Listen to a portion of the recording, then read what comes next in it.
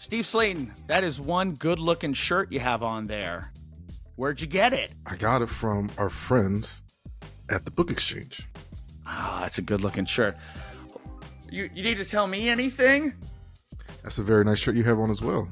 Did you get Thank that from you. the Book Exchange as well? I got it from the Book Exchange. And guess what, folks? You can get them for free. Not free. Basically free. 25% off. Use the code Burning Couch. You can look as good as Steve Slaton. Who wants more? That. You can almost look as good as Steve Slaton. You'll never get the hair, though. Go to the Book Exchange.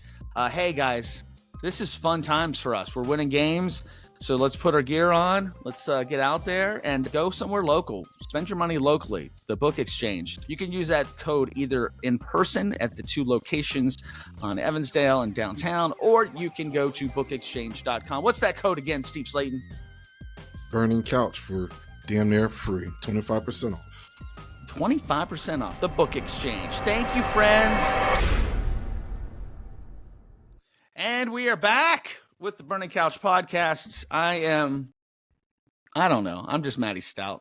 And with famous running back, famous for his good looks, famous for lots of things, Chef Steve Slaton. Hi, Steve. Hey, Matty, man. Good to have you back, man.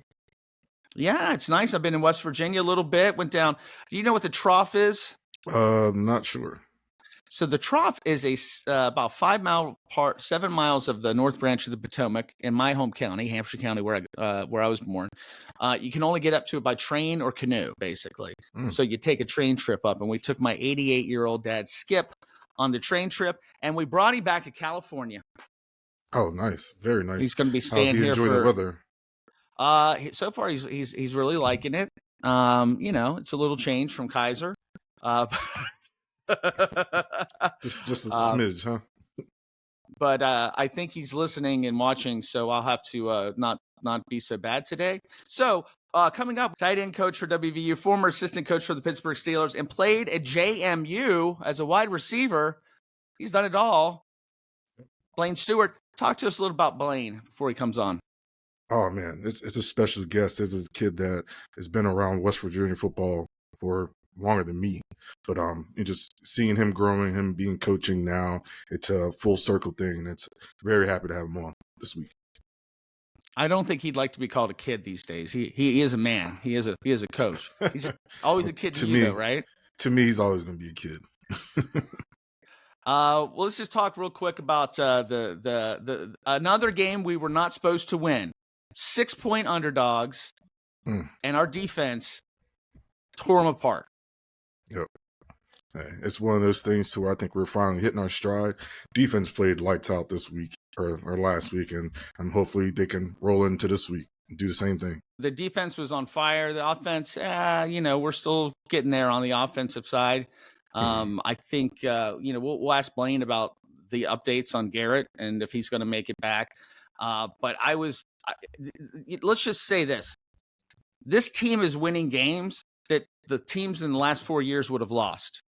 Yeah. Yeah, it's definitely. They're making those plays. They're making change. Yeah, they're making those third down stops. They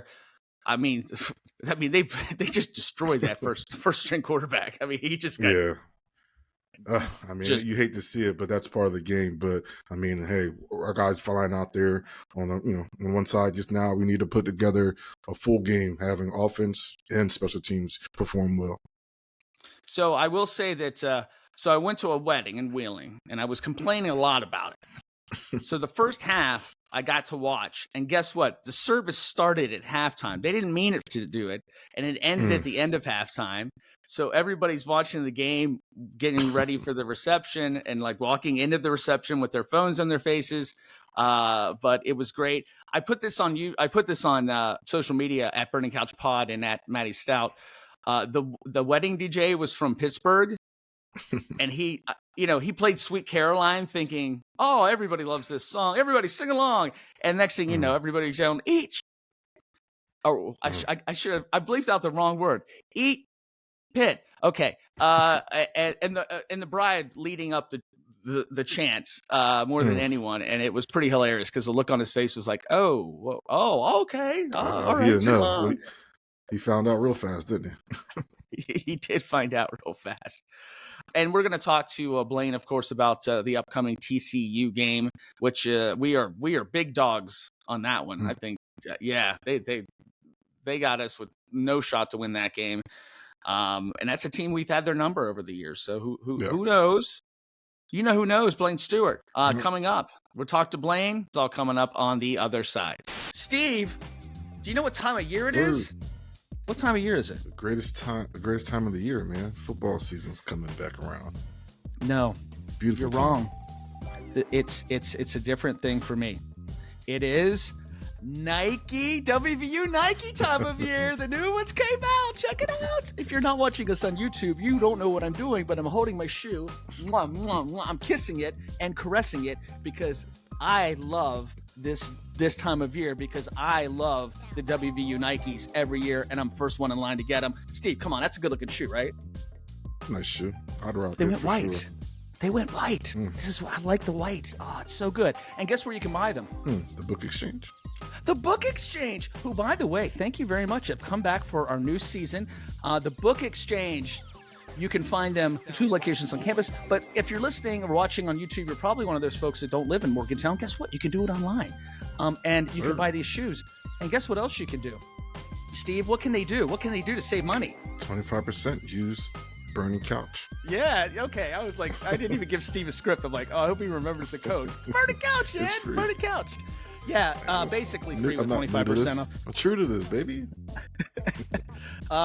Steve, I, like most Mountaineer fans, this is when we're at our most happiest, is right before the season, and this is usually where I spend the most money on gear. So go get your gear, locally owned too. Don't go to one of those chain stores that are selling the same stuff or not as high quality stuff, because they're not keeping the money in Morgantown. Locally owned. The Book Exchange, you can go there.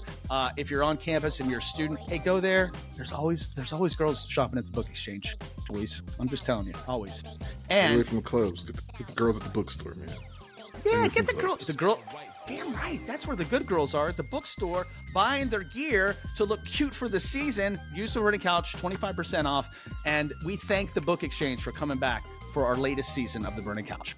And we're back on the Burning Couch podcast. Our next guest is West Virginia family. I would say West Virginia royalty. Steve, I want you to introduce this man to us. By the way, he called you a kid earlier, and I'm like, Blaine Stewart is a man now. Now. Treat him like one. Mm-hmm. Oh, this kid, I'm still going to remember him running around the football field. But special guest, guy that I watched grow up around West Virginia football, and happy to have on, Mr. Blaine Stewart. What's up, fellas? I appreciate you, man. Thank you, Steve. Oh, man. Oh, no. So, Blaine, I have to ask the most important question first. Please tell me some good Steve Slaton stories. Anything you got, any dirt, anything I can use against him, or just in general. Anything you remember from Steve playing and you being around? Nothing really off the top of my head other than just like positive interactions. You know, when I would hang out with Steve, when Steve played at West Virginia, I was in 5th through 7th grade. So, you know, I was young, man. I just wanted to spend as much time as I could around those guys. And, you know, my dad was a quarterback coach, so I spent a lot of time with Pat. But Pat and Steve were so tight, I was spending a lot of time with Steve too. So, I don't know why. I always remember Steve put me in a headlock once in the weight room before a game. And I can't remember why. I was probably just trying to chirp at him a little bit or something. But he put me in a headlock, and I shut my mouth real quick. But those are the type of just informal stories I remember, and just spending time with Steve and all the guys, treating me like their little brother, which I still appreciate to this day. I bet every kid at school was so jealous of you. Oh, yeah. No, I was very fortunate for my childhood. You know, I was probably numb to a lot of things because I took some stuff for granted. But, like, the relationship I had with these guys, like, they were just like family. And, you know, I was very fortunate and am fortunate to be able to call people like Steve and so many other players truly family. That's great to hear, man. I definitely was giving the little brother vibe, but, you know, Blaine always had the VIP treatment in my eyes. No doubt. No doubt. I still got gloves and wristbands and towels from Steve somewhere in the garage, so I got to go find those, pull those out. Sell them on eBay or something. Shoot, let me get a cut. Let's just talk about, you know, coming from the Steelers and coming back to West Virginia. How good does it feel? Oh man, it's unbelievable for so many reasons. Obviously, just Western University as a whole has been really cool to be back.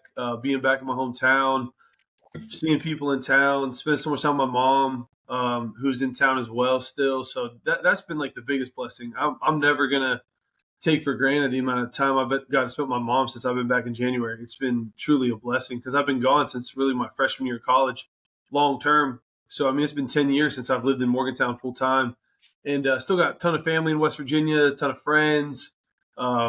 Just people in the community that I'm really close with. So that's been huge. And then just to be back at a place that I care about so much.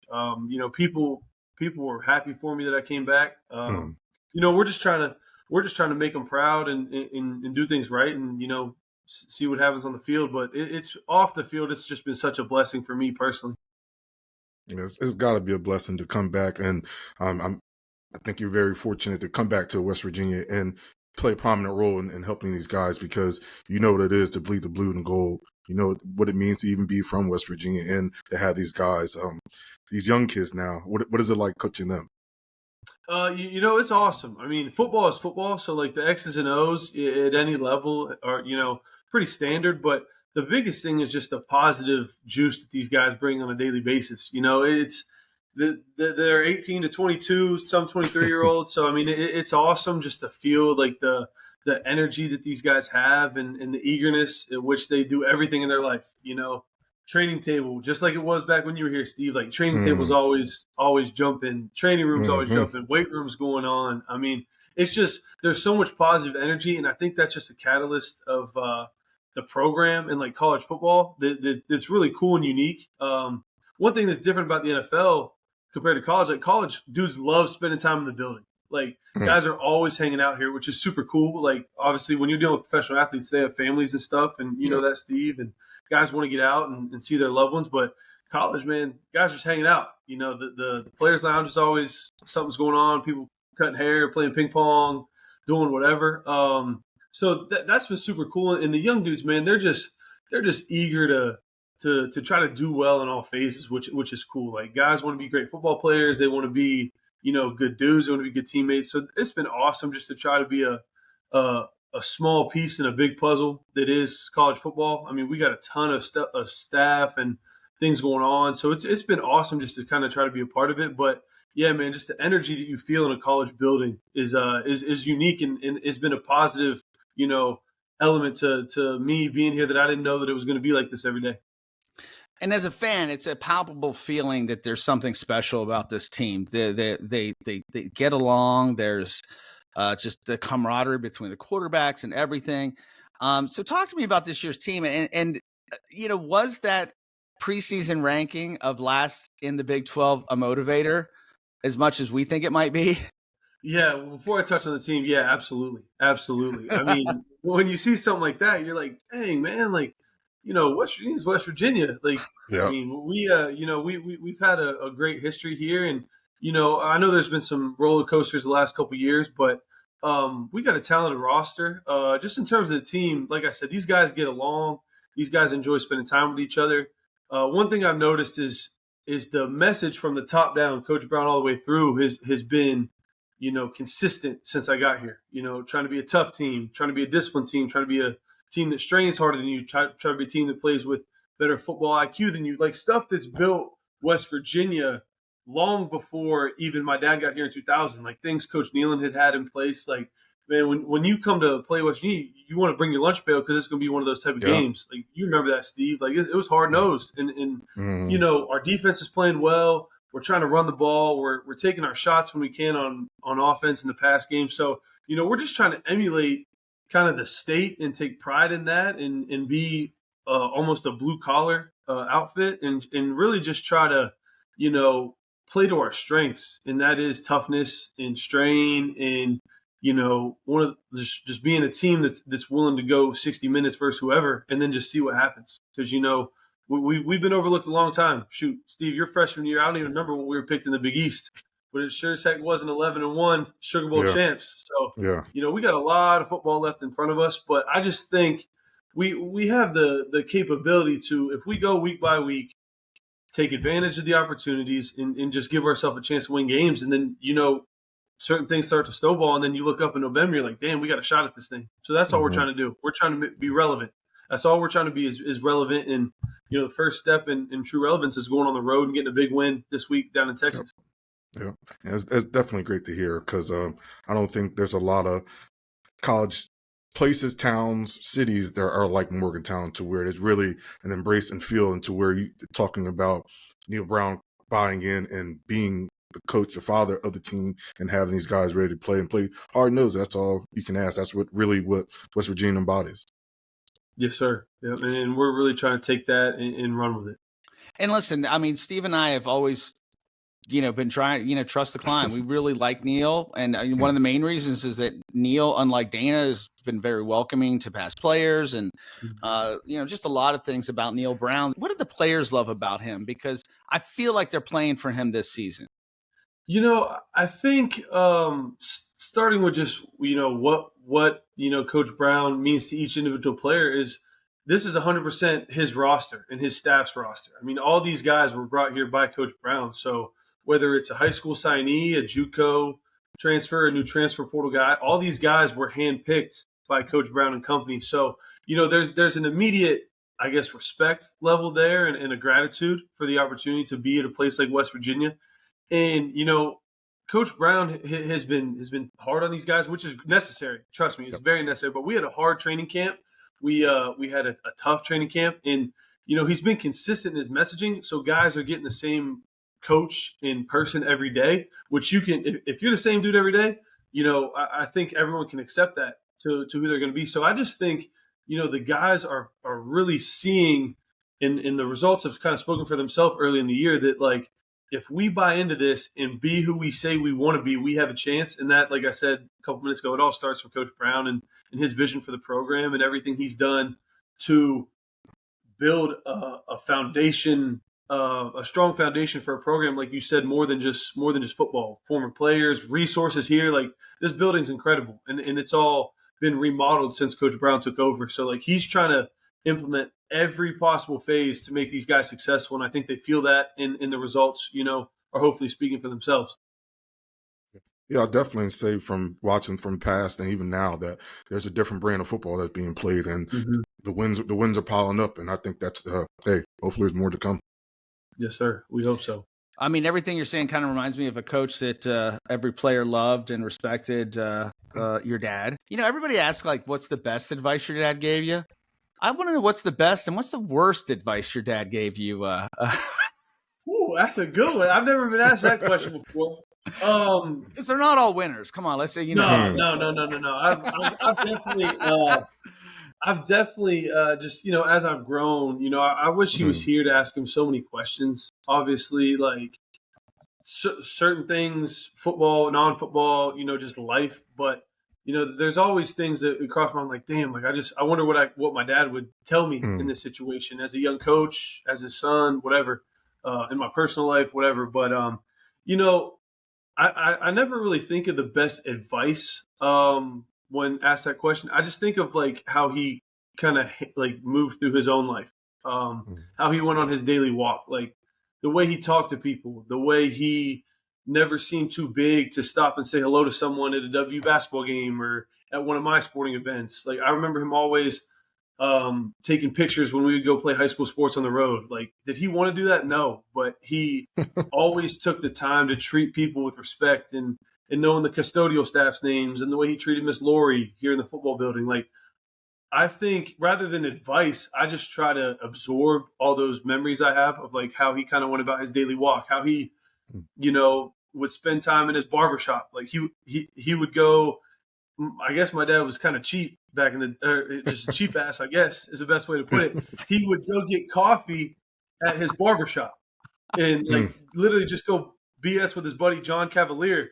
Like he didn't have to do that. Like he could have got coffee at the office. He could have got coffee at home at the gas station, but no, he made a point in the mornings after he dropped me off to school, swing by one of his best friends in town's barbershop, get a cup of coffee. Like, just things like that, and that just stuck with me on just like how to treat people. Like I really try to emulate that. Like I doubt I'll ever be as good as my dad at remembering names and wives' names and kids' names and stuff. Like he had an unbelievable talent, but I just think the things I think back on with my dad are just how he treated people and what people tell me when they bring him up, former players, coaches that work with him, people in passing. Like, that's been a really cool thing too since I've been back at West Virginia. There's some people that are still have carryover. There was a security person who wears the yellow shirts on game day. Okay. She was working fan day. And now, Steve, fan day's in like the stadium now, up in the concourse. Okay. It's not in the indoor anymore. So it's kind of like a conveyor belt of people up there. And man, this lady started crying on fan day. Because I mean, I'm getting like emotional about it now. She started crying and she was like, I couldn't wait to see you the first time you were back because just like how your dad was just a positive person in my life. Like, he was the head coach and she was a security person, and they had just a cordial, how you doing in the hallway type of thing. And like, she was tearing up telling me that a month ago at fan day. So like, things like that are just like the unbelievably special memories that I have. And I don't care who tells me what, like, if there's a story about my dad, I love hearing it. But damn, worst advice he ever gave me.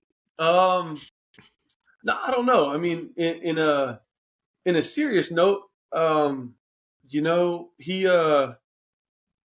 he bit his tongue a little bit, especially towards the end of his tenure here. Like, you got to do what you got to do.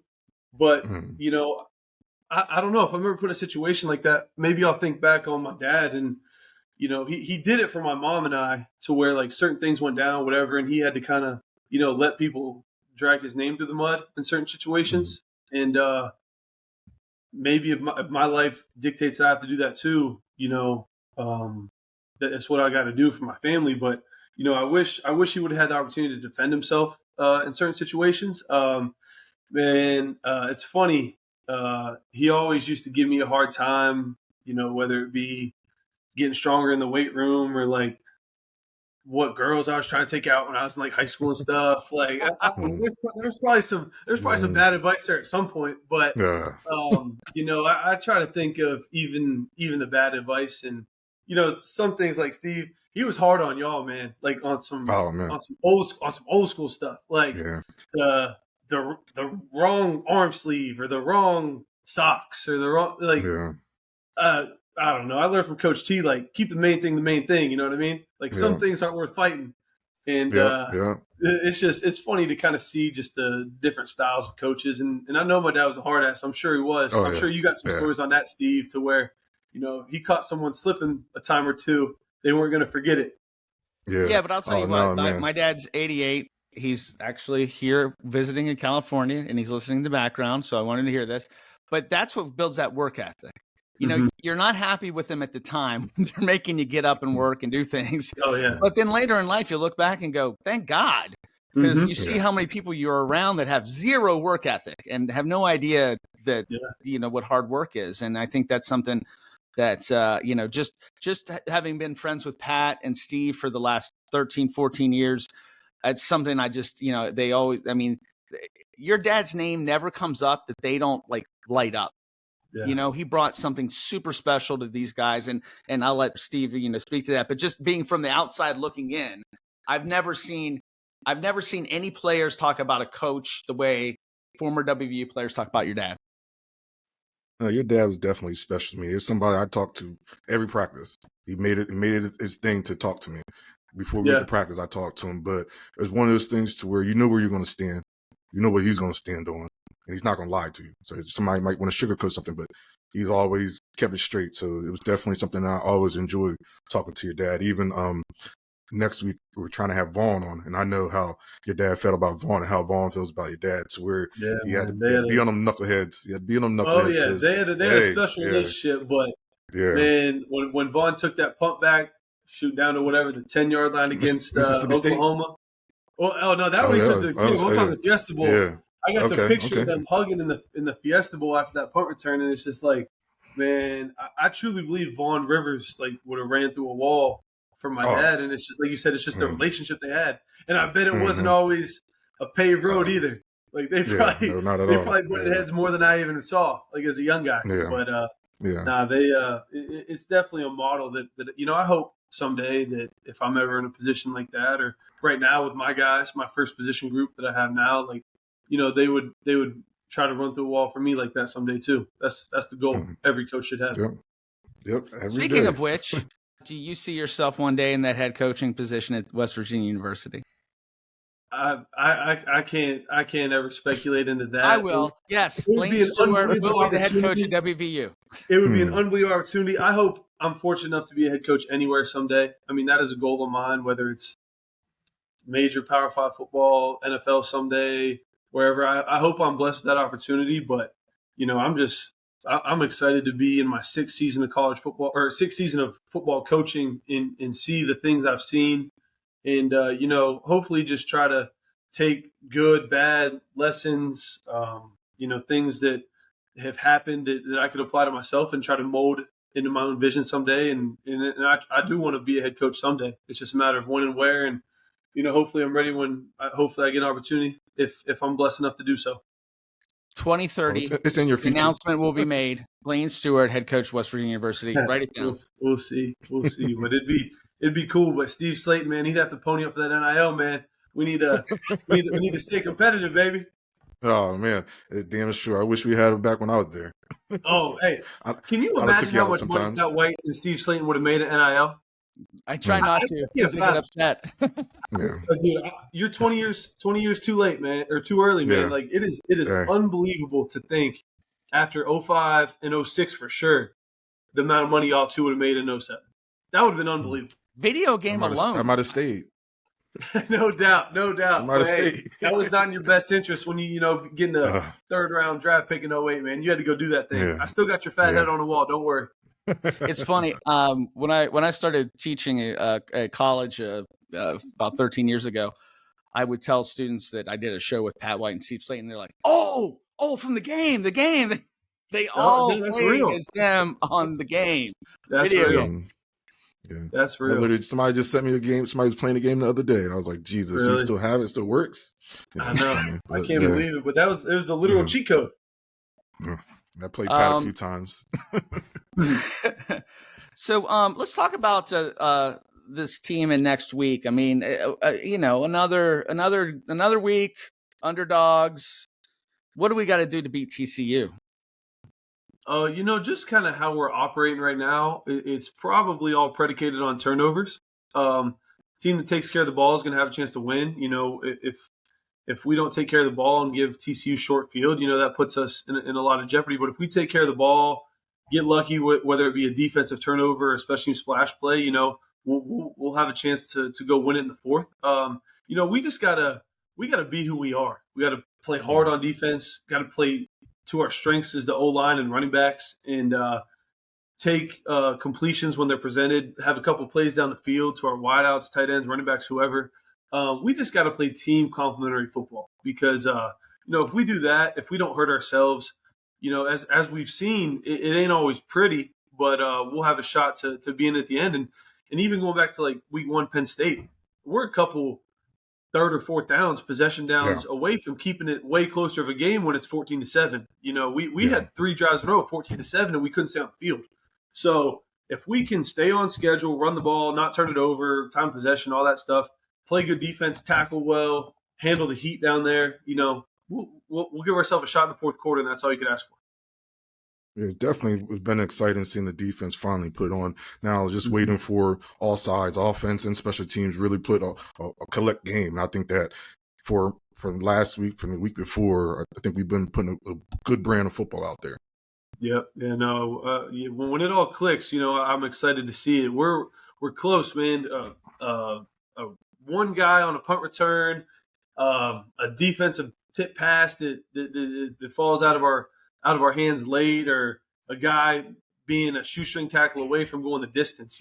We're just trying to put it all together, and when it does, hopefully good things will happen for us. But Blaine, we were talking in the first segment about, this team this year is making plays that the teams the last few years didn't. They're making those third down stops. They're tackling. They're doing all the things that we knew would happen eventually.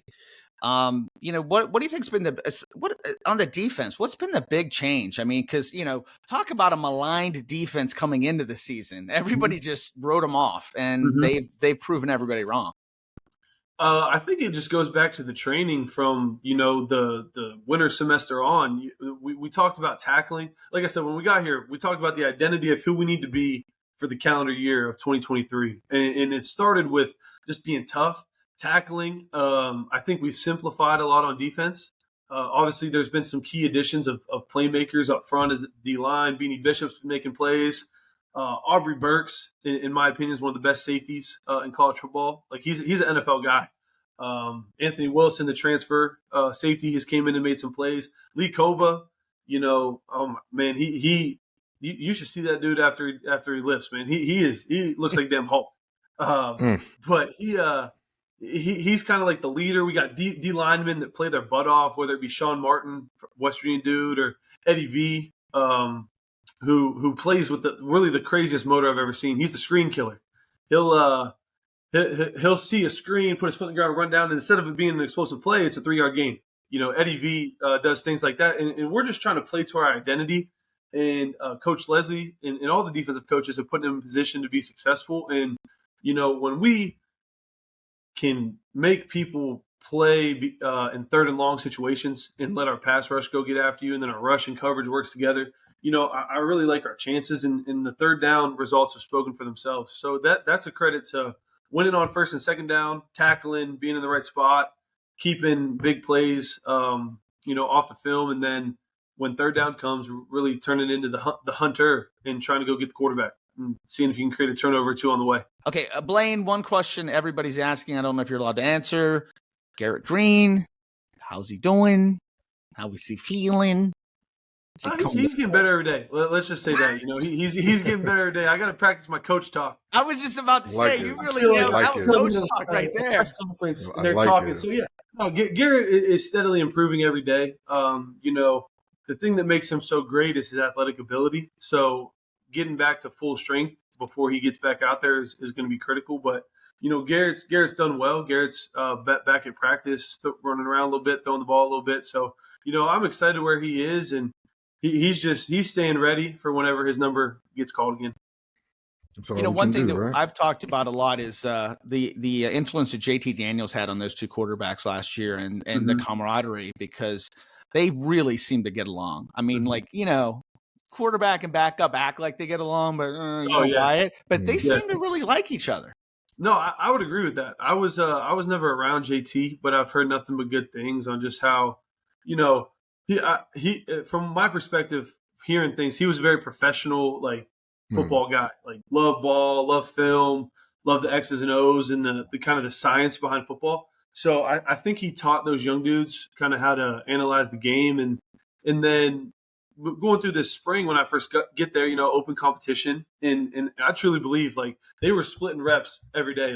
Hey, Garrett, you're up with the ones today. Hey, next spring practice, Nico, you got all the ones. Garrett, you're with the twos. So it was truly a fair deal. And it came down all the way to the week before Penn State, our last scrimmage. But the cool thing, like you said, was through it all, they were celebrating each other's accomplishments the whole way. And, Steve can attest to this. And anyone that's played football, you're going to have to call in the second quarterback at some point. Yep. Obviously, Pat White's freshman year, the Louisville game, no one really knew. All right, they split in time, had a package for Pat, whatever. It was cool. It was kind of like the fun left-handed fast quarterback. But when the other one goes down, it's all right, what do we got here? So in every season I've ever been a part of, the backups had to go play a game or two. So, I think Nico handled it with unbelievable professionalism, and for a young guy to kind of, take a step back and say, all right, I'm going to be the best teammate and wait for my number to be called, whether it's game 3 or game 12. At some point, I got to be ready. And if I'm not ready, whenever it is called, I'm going to, not take advantage. So he did a really good job being ready. And then, what was it, the 6th play of the pit game? He's in there. Yeah. We're down, and it's all right, let's go. We didn't really have time to do too much thinking. It was just all right, man, Nico's in, just like spring practice. So it was a cool opportunity, and to win the last 2 games with Nico back there has helped his confidence, our confidence, and just gone to show man, they're 2 good dudes that are quality college football players. It's great to hear, because Hey, they do look good. They do look like you can interchange them, but I'm happy to hear. Blaine Stewart, you're great on on X, Twitter, whatever it is. Like the WVU shows up there, and I follow you, and you always have fun stuff posting. Tell everybody how to get hold of you. At Coach Blaine Stew, STEW, on Twitter. Got back on the Twitter grind when I got back to West Virginia. I didn't have a Twitter when I was with the Steelers, man. I was staying out of that business. So got back on for the recruiting, and it's been cool interacting, like you said, with West Virginia fans. They're passionate, they're great, and we just I love when they tweet some random stuff at me. So it's been cool to be a part of the Twitter. I think it's Twitter, whatever, X, Twitter, whatever the heck. Yeah, it's still Twitter in my book. Yeah, no doubt. Steve Slaton, congratulations on your win. You win 60 seconds. Winners win. As much airtime as you want. Promote whatever you want. Oh, man, I just want to say, Blaine, thank you again for coming on the show. Definitely some more stories for you. Anytime, you're more than welcome to come on. But, hey, on Twitter, Steve23Slaton, Instagram, Mr. Slaton. That's how you find me. So I'm at Matty Staudt, Matty. That's spelled Staud, as in David, T as in Tom, or just follow the show at Burning Couch Pod. You can also check out some of our other shows at Jam Street Media, include Sloan Knows. We just did a cool interview with Drew Holiday, if you want to check that out. We did Chris Paul before that. You can follow the podcast also on Facebook, Instagram, all that stuff. But if you're listening, I don't know if you know this, but we're much more popular on YouTube. Steve and I are two good-looking dudes. If you've only been listening, you have no idea. So go watch us on YouTube. Our producer, Isha, thank you so much. He cuts up some great clips. Blaine will send you some, and hopefully they'll be flattering. If not, don't blame us. Isha's from Canada. He doesn't know any better. What in the are you guys talking about?